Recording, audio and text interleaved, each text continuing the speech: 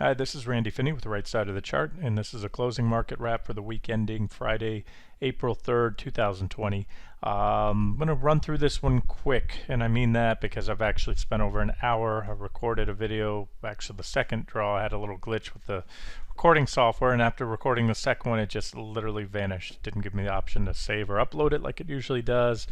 And I have spent a long time trying to track down, supposed to be a way those backed up, so it's going to be easier for me to just re-record this. So I'm going to run through it and not get into too much detail. There's really not much to add on QQQ. That short trade, official trade was up today, but we're really trading, bouncing around sideways between T1, the first target, which was hit right here, and then T2, the bottom there. So nothing more to add. I still favor downside resolution of that recent consolidation range there. Those things break one way or the other. I think this one will break to the downside, take us to T3, and quite likely or quite possibly T4 may get a reaction there. T3, there's a big old gap that defines the top of T3. That actual support line's at about 178.84, and that's that big old gap back here. And if that gets taken out, then we come on down to 172.80. So that's my expectation. If we do pop to the upside, you have a big old gap right here, and it's also right where we closed and before breaking down below that uptrend line, and that's about 189.70. That would be my maximum bounce target at this time. If we get there, that would be an objective level to add onto short entry or a new short entry, and then swing it down there with a stop somewhat above. We'll leave the stops where they are for now on this trade. Same thing on SPY, just pretty much working its way sideways here within this trading range. It doesn't matter which board we use here, just kind of box that in. That's it. Sometimes the market will go in these ranges, and they can continue for a while, but the odds are sooner or later, probably of course next week. We're closed for the day now and for the week.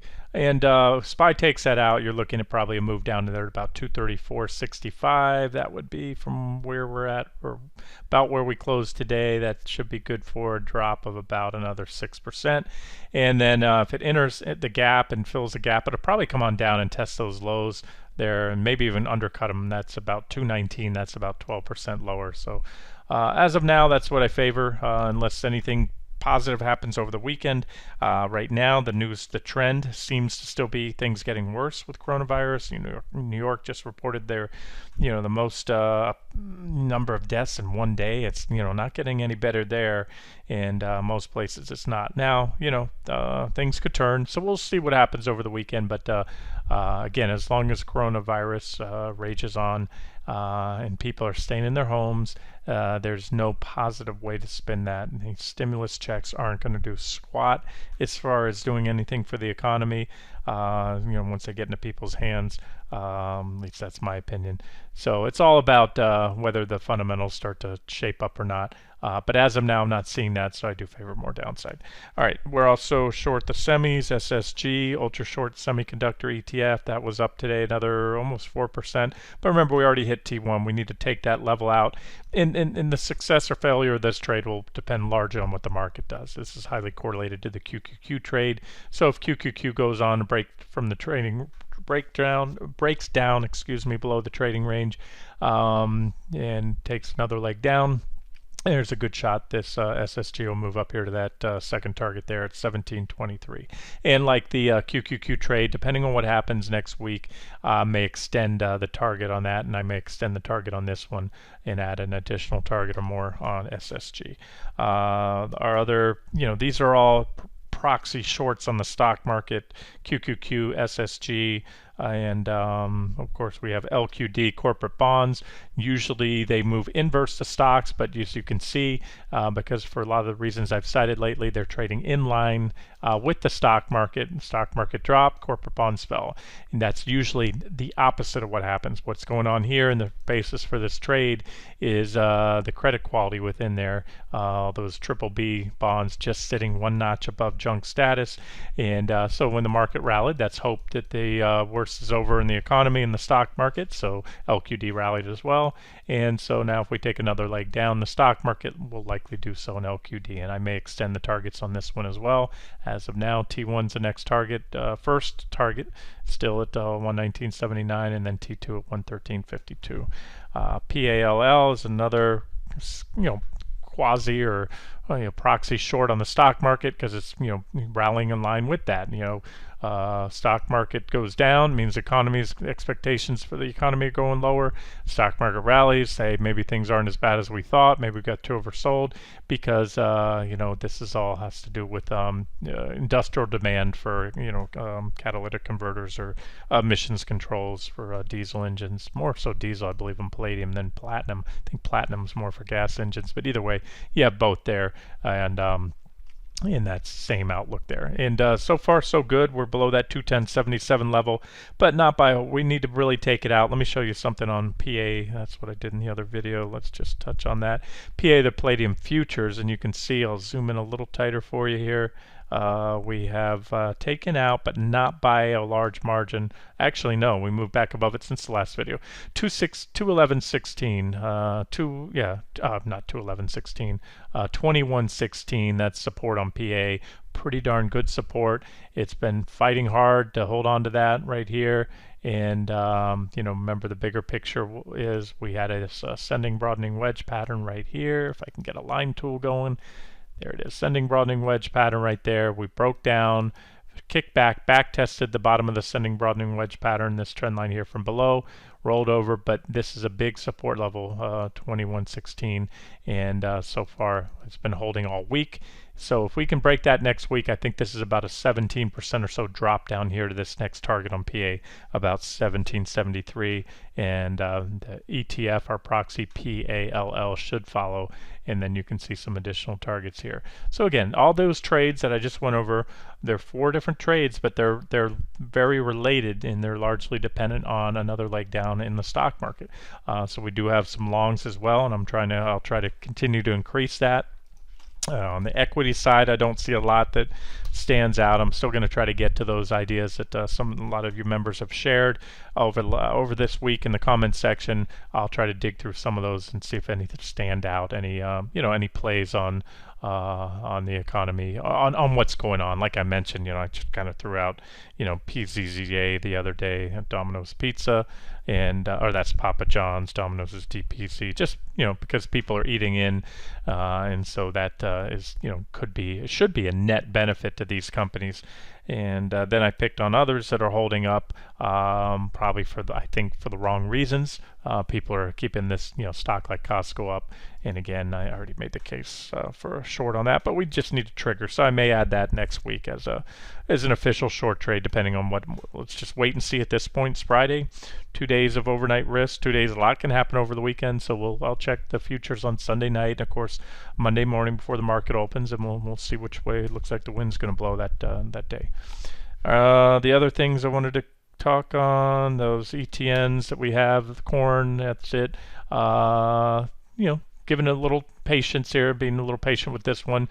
Like I said, more of not a hard entry. Like I said, if you want to take wait for a breakout of this 60-minute bullish falling wedge pattern, then that is certainly an alternative entry, or take a starter position and add to it, because corn is in a bullish falling wedge pattern without any buy signals. It has fallen to support in the long-term chart, but it can kind of bounce around there for a while. So we could continue to work down, or we could turn around next week and break out. And I do think it will break out sooner than later. And like anything else, if it doesn't, it's just one trade. You let it go, and we'll revisit it when the charts firm up. This is ZC corn futures, and same thing. You need to take out this trend line. That's the trend line to watch next week. That downtrend line pop above there should take us up to any or all of those targets, and potentially up here at about 432.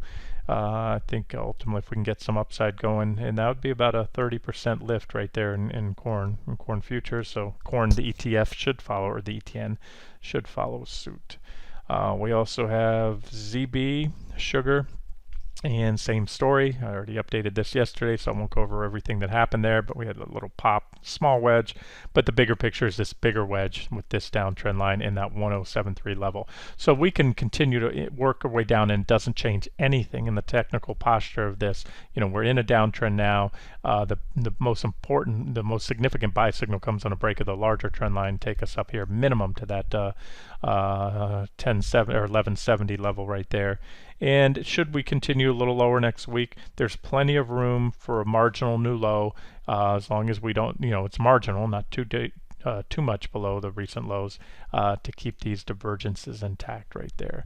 So still like the way that one looks, and like I said, it'll start looking a lot better if and when we get a buy signal above this trend line there. That's SB Sugar Futures, and the proxy for that one is SGG. Right there, and that's it. So I think that was only one of our 6 official longs that was actually not profitable today. 5 out of the 6 were, and this one was down a little bit, but like I showed you, it still looks good. I think from a technical perspective, if you're willing to give it room. And I'll continue to look for some other ones. I'm still also eyeing, as I mentioned, cocoa and some other things like that might make it on as official trades. And I'll try to find things outside the ag commodity arena because they tend to move together, although cocoa really doesn't have much to do with sugar. Yeah, they're both made in chocolate and things like that, but as far as where they're grown and all that, you're usually seeing different things there. And of course corn and wheat and soybeans and all those other things, a lot of variation there. So we'll pick the best looking ones. And as I always say, if you want to just go with a one size fits all, you have JJG that holds corn, soybean, and wheat. That's an agricultural ETF, or ETN holds those 3 particular grain commodities. And then you have the DBA, which is a more all-inclusive agricultural ETF, and it's starting to look good. I mentioned it before, and then we had some runs, and then those runs were faded. It's still in a bear market, but that's where I'm looking at every tick we go lower with this basket. Here's the basket. I haven't updated these percentages in a while, but you can see cattle, live cattle, soybeans, sugar, corn, cocoa, wheat, coffee, lean hogs, feeder cattle, and cotton. So you want a one size fits all. It's an ETF as well, no leverage, and nice positive divergence setting up here on the RSI and PPO. So looking good. And again, it's all about valuation. What there could be easily another 50% downside in this stock market, maybe 30 minimum, 50 no problem. That'd be a run of the mill. Well, it'll be a deeper than last couple bear markets. They're 55% in the last one. I think the one before that was, NASDAQ was like 70% drop, but the S&P was down a lot. So I'm just trying to say here is that these things aren't going to go to zero. No matter what happens, how ugly things get with Corona, people are going to need to eat. And if there's supply disruptions, supply chain disruptions, things like that, that can actually cause the price of these commodities to go up, even if demand stays fixed. So there's things to look at there. And again, they've been in a multi-year bear market, just like stocks were in a multi-year bull market. And what happens is once a bull market ends, like you guys just saw, it can be pretty powerful. You don't want to be the last one to leave the party.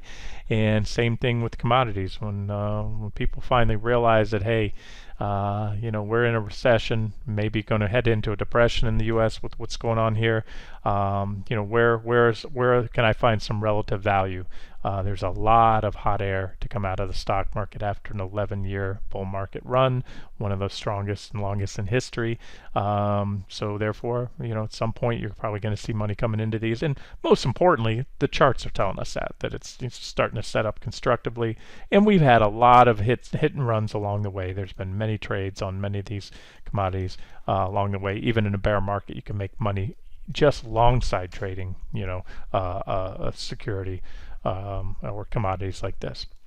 And then more importantly, and I'll leave it at this, is the potential sooner or later there will be a bottom in the commodity market, as a whole. There's all different commodities with different fundamentals impacting each one, but sooner or later we'll be looking for the next trend trade that can take us up, a lot higher. Here's a downtrend line that comes in, way up here, probably come in about 30% higher on DBA. And all right, let's leave it here and pick it up next week. Again, we'll see how futures look on Sunday and Monday morning, and then we'll get to everything else. Oh, I did forget one other thing I was going to cover, and I did cover in that last video that just went away, and hopefully this one doesn't. It was crude oil. I mentioned earlier today, up there at that 28.47, top of that 28.47 resistance zone. The divergence is still there. That's where we pretty much closed today. So I'm still leaning towards a pullback next week. You can see the negative divergence. And then I mentioned in the earlier today in a couple of the comment sections, natural gas, showed you NG No, that's CL. Where's my NG chart? I've got it here somewhere. There it is. Okay, let me pull up one thing. I mentioned it earlier today in response here. Okay, first earlier today in this post here, what was that? Crude at resistance offer an objective short entry, and that was posted this morning. Let me try to refresh that. Something just happened. I just lost internet access. That's what it is. Comcast for the second day has been working down the street. Constant outages. Anyways, forgive my frustration. It's been a long week, so I can't refresh this page or it'll lose it. My internet access just went down, so it's a good thing I'm wrapping the video up anyways. So as long as the page is open, I can open whatever's on there. So I posted earlier this morning in response to somebody under that crude at resistance post that natural gas had some big divergences setting up, and at that time we didn't have a buy signal, but then I followed up. I meant to include it in today's earlier video, but I did follow up in the comment section below the that follow-up post, I think under the video, that that we did get a buy signal. Broke out above this downtrend line. This is NG natural gas futures, and I said, that should open the door up here to move to 1612 and then up to this downtrend line. So that was then, and because of the loss of the internet due to Comcast, my interactive broker platform crashed because it went offline, and I tried to X out the message. So anyways, I just wanted to say that that's what we hit. I was going to show you we went exactly to that trend line right there, and that 1653 level hit it today, and then right before the close pulled back. So what you want to watch for next week is, that target was hit. That was good for about a 4 or 5% lift, even from that point where I posted it here earlier. But we did hit resistance, and so that's a level to watch next week. We started to pull back a little, maybe pull back some more. If we do, and again, I'm working off this older chart because I had to close the program. 1612 is support. Yeah, that we could hit there if we pull back deeper, but most importantly, you want to watch for a solid break above this trend line here, because natural gas is set up similar to how crude was a few days ago when I said, we're primed for a short covering rally. An explosive short covering rally was the word, and that's what we got. I'm not looking for that here, such an explosive move, because this is not as beat down as crude oil, but it could open the door for more upside again if we can break above that level. But until then, it's in a downtrend. You have to respect that downtrend line. It's resistance, so we could continue to work our way down. But point is, the next buy signal will come on a break of the trend line there, and you can see some of the potential targets all the way as high as maybe that 1840-ish level, or that 177.8 level. All right, we'll wrap it up here. This has been Randy Finney with Right Side of the Chart. Have a great weekend and stay safe.